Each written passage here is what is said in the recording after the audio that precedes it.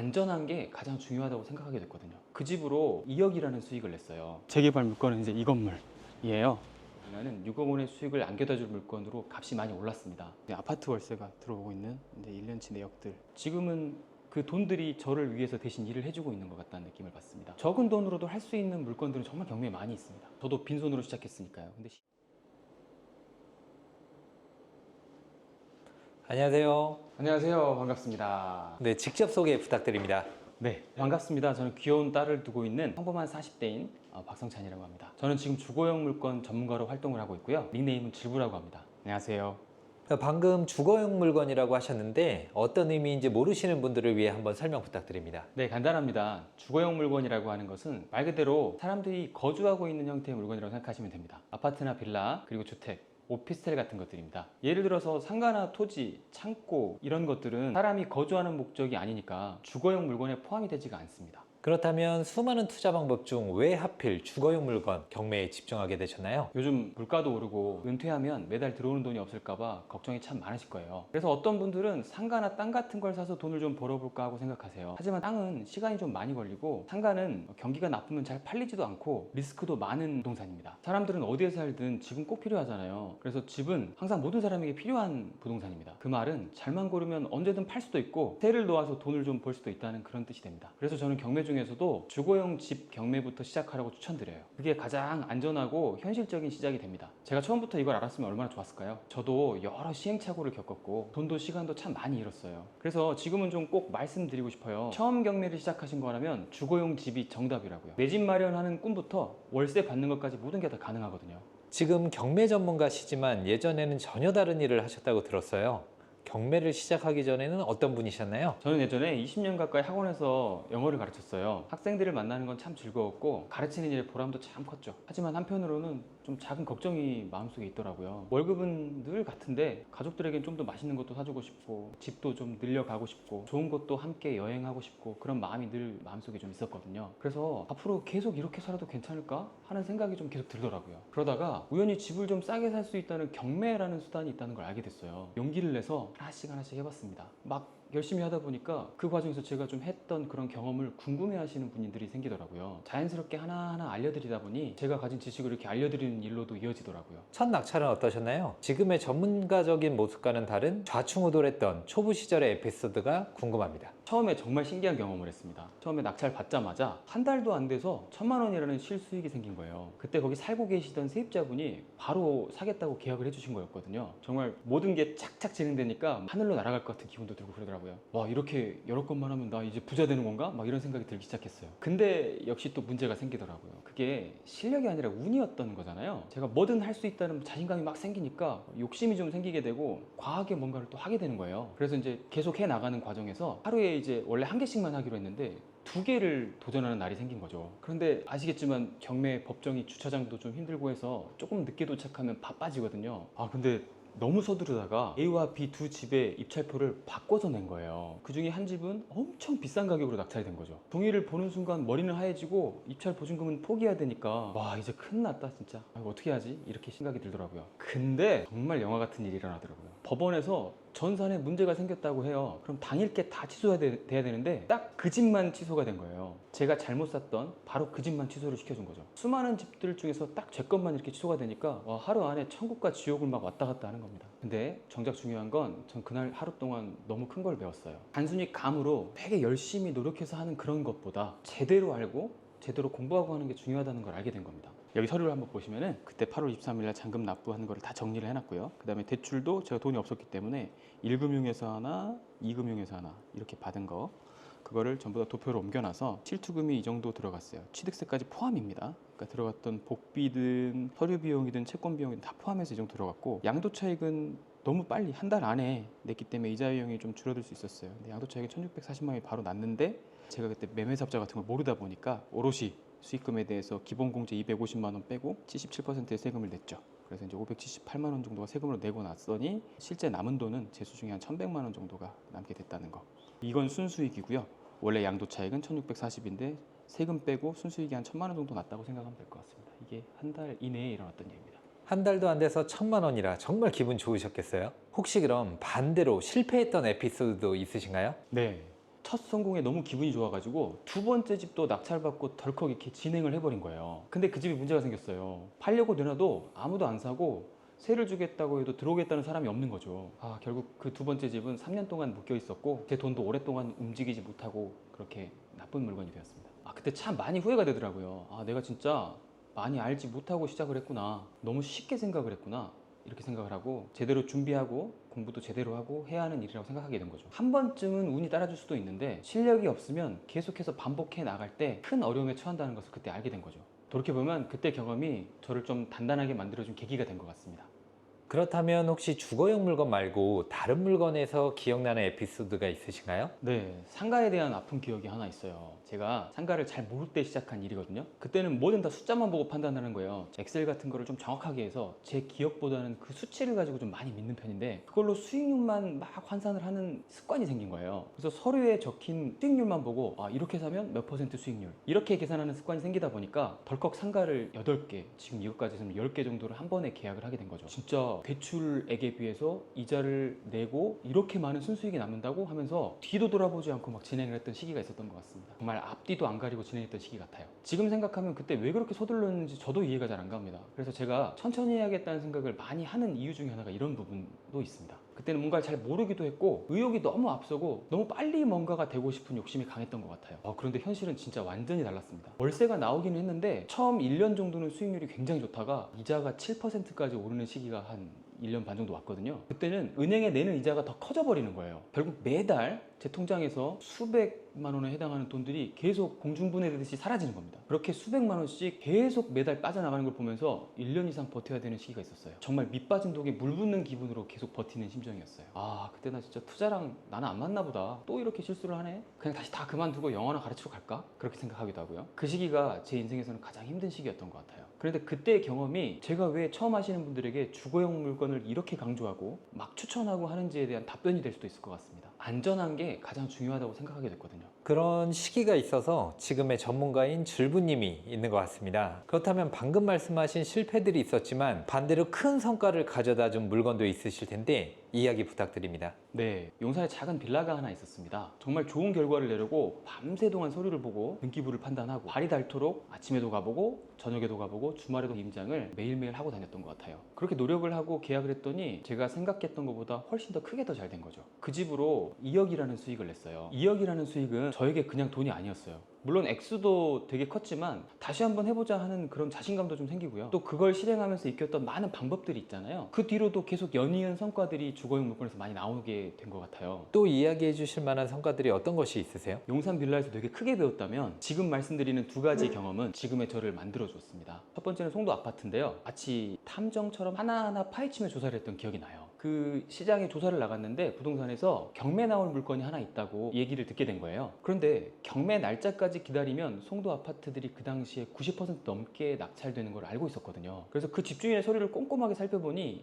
이분이 굉장히 불안한 상태이고 어려운 상태라는 걸 알게 된 거죠. 그리고 이 물건이 경매로 넘어가면 집주인이 낙찰되기까지 기다리는 시간 동안 굉장히 큰 손해가 생긴다는 사실을 알게 된 거예요. 그래서 직접 집주인을 찾아가지고 말했어요. 집주인한테 경매로 가면 손해가 크니까 지금 저한테 파시는 게 어떠세요? 하고 말하게 된 거죠. 여러 차례 대화를 나눈 끝에 그때 시세보다 2억 낮은 6억에 매입을 할 수 있게 됐습니다. 지금 그 아파트는 9억이 훌쩍 넘습니다. 저는 이 경험을 통해서 필요한 순간에는 먼저 움직이고 실행하면 좋은 기회들을 잡을 수 있다는 사실을 알게 된 겁니다. 그리고 하나 더 있는데요. 두 번째는 성남의 낡고 작은 빌라입니다. 모두가 아무도 거들떠보지도 않았던 그런 집이거든요. 근데 구성남 지역은 재개발이 많이 진행되고 있어서 저는 이 집이 돈이 될 거라고 좀 확신을 했어요. 그래서 저는 그 집을 사가지고 그냥 묵묵히 기다렸습니다. 두 개를 샀는데 첫 번째 거는 2년을 기다렸고 두 번째 거는 지금 3년째가 돼갑니다. 그리고 지금 그 낡은 빌라는 6억 원의 수익을 안겨다 줄 물건으로 값이 많이 올랐습니다. 이 일을 통해서 제가 느낀 거는 보여지는 모습이 전부가 아니고 낡고 오래된 것이어도 물건을 잘 분석하고 판단만 잘하면 누구도 관심이 없던 물건으로도 큰 돈을 벌 수 있다는 사실을 알게 된 거예요. 구성남에 있는 빌라는 지금 송파하고 되게 가깝거든요. 두 개의 물건지가 있으니까 한번 가보실래요? 네, 한번 가보시죠. 네, 여기가 이제 신흥 3구역이고요. 재개발 물건은 이제 이 건물이에요. 근데 이제 이게 빌라 다세대로 되어 있는데 들어와 보세요. 자, 절대 사고 싶지 않은 더러운 물건입니다. 지금 으스스하죠 벌써? 지금 전반적으로 전부 다 누수가 생겨 있는 상태고요. 옥탑 공간까지도 지금 비가 새고 있죠. 퀴퀴한 냄새 나죠. 그래서 사람을 더 이상 사게 할 수가 없어서 누수가 문제가 발생했는데 이걸 잡을 수가 없어서 이제 재개발이 진행되는 과정에서 그냥 집을 공실로 비워두는 걸 선택하고 리모델링을 하지 않는 것으로. 지금 방치된 상태의 집이 지금 얼마나 망가질 수 있는지 여러분 눈으로 보고 계신 겁니다. 이렇게 사기 싫은 물건들에서 차익이 나는 경우들이 많다. 그리고 또 지하도 또 방이 한 6개 있거든요. 내려가 보시면 거미줄 조심하세요. 이렇게 이제 못 들어오게 막아놨는데 원래 사람들이 이렇게 다 살 수 있었던 공간이었다가 전혀 들어오지 못하게 이제 막아놓은 상태고, 이렇게 아래쪽으로 한번 내려보시겠어요? 이게 이제 누수의 흔적이에요. 이게 이제 억대 공사가 들어가는 거라서 막을 수가 없어서 지금 점점 더 심각해지고 있죠. 내려보시면 바로 물 공급항이 냄새가 날 텐데 충격적인 장면입니다. 하나, 둘, 셋, 공개합니다. 물이 가득 차 있죠. 이쪽에 들어와 보시겠어요? 이제 여기는 수영을, 우리 서아가 수영을 할 수 있을 정도로 물이 가득 차 있죠. 닦다가 이제 세입자가 버티지 못하고 이제 나간 상황이에요. 여기도 집에다 차 있었는데, 그래서 이 누수를 잡는데 수억대 공사가 들어서 아예 그 살고 계시던 분들을 다 내보내고 임차 수익은 포기한 상태로 그냥 재개발을 기다리고 있는 것이 낫겠다라는 판단을 한 집입니다. 이런 집의 가치가 여러분이 생각하는 것보다 상당히 높아져 있다는 거, 이게 재개발의 매력이고, 새로 아파트가 됐을 때 크게 추가 분담금이 들어가지 않는 그런 토지 면적을 차지하고 있는 곳이라면 주거용이라고 해도 사실 예전 구축이라고 생각하지 마시고 새 아파트가 될 것이라는 관점으로 접근하시면 좀 좋을 것 같습니다. 제가 아까 말씀드렸던 누수 문제로 인해서 아예 임차인을 싹 다 비워버렸던 물건을 보셨고요. 이제 다시 사무실로 복귀하겠습니다.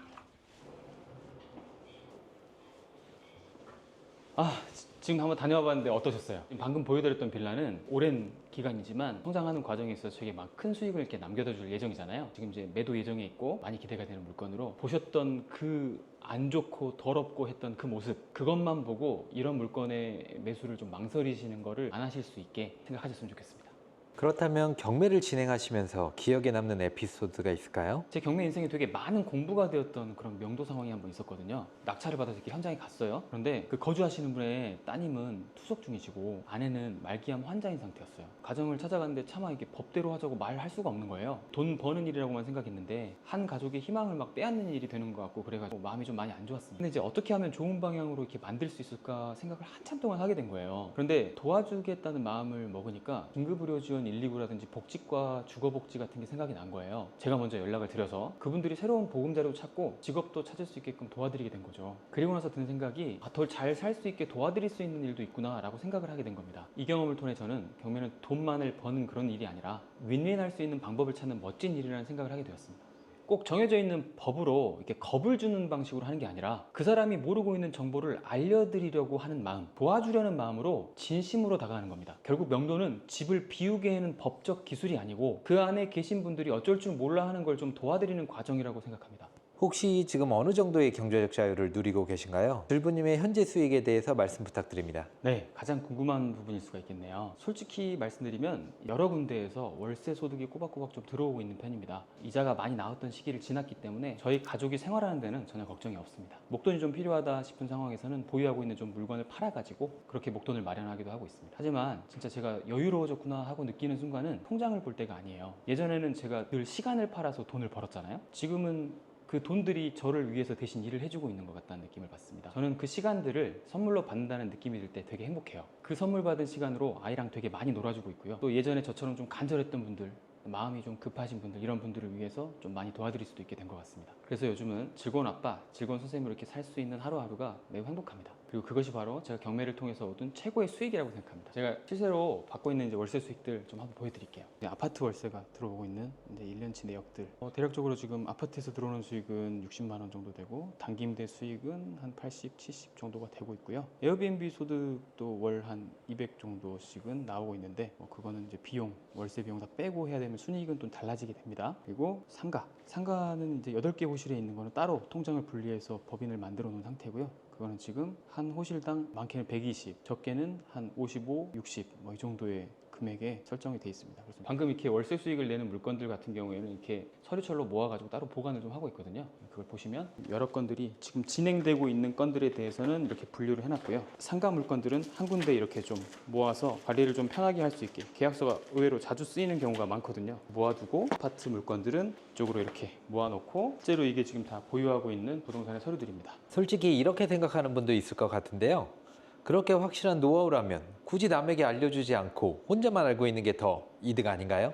네, 저도 예전에는 그렇게 생각한 적이 있어요. 아, 이건 나만 알고 있어야 되는 거 아니냐? 이렇게 생각하고 한 적이 있죠. 그런데 혼자만 알고 있으면 의외로 나태해지고 재미도 없어지더라고요. 신기하게도 누군가에게 알려주고 막 이렇게 설명을 하다 보면은 자신 스스로가 더 잘 정리가 되고 배워지는 부분이 참 많이 있더라고요. 그리고 결정적으로 과거에 있었던 이 제 경험들로 인해서 이 수강생분들이 낙찰을 받으셨을 때 정말 너무 감사한 그 표정과 마음을 이렇게 보여주시는데 그 순간이 정말 잊을 수 없을 만큼 오래 기억에 남아요. 근데 그런 경험을 하나씩 하나씩 할수록 더 느끼는 것 같아요. 내가 계속 해야 되는 이유구나, 뭐 이런 생각을 좀 하는 것 같습니다. 저로 인해서 이렇게 함께 하시는 분들이 막 성장을 해 나가시는 것들이 저한테 너무 보람이 크게 느껴지고요. 그리고 저를 좀 멈춰있지 않고 좀 더 해야겠구나 하고 앞으로 나아가게 하는 그런 이유가 되는 것 같습니다. 그렇다면 함께한 제자분들 중에서 기억에 남는 분이 있을까요? 부동산 투자라면 진짜 전혀 관심이 아예 없으셨던 분이 한 분 계셨거든요. 대한민국 집값이 워낙 높은 가격이었기 때문에 평생 월급만 모아가지고는 내 집 마련이 아예 불가능하다고 포기해버린 분이셨어요. 체념도 하시고 많이 실망도 하셨던 그런 분이었습니다. 우연히도 좀 저를 알게 되었고 1년 정도 되는 기간 동안 저를 묵묵히 믿어주셨고 수업과